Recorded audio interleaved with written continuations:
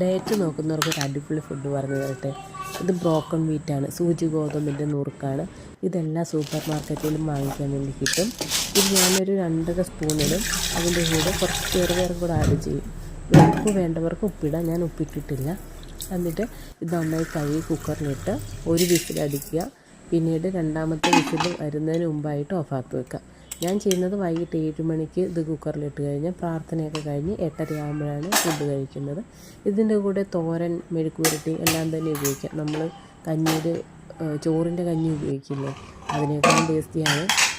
പിന്നെ ഡയറ്റ് നോക്കുന്നവർക്ക് നല്ലതാണ്. വയറ് ഒരുപാട് കഴിച്ചതുപോലെയൊന്നും തോന്നില്ല, പക്ഷേ വിശപ്പും ദാഹമൊക്കെ മാറും.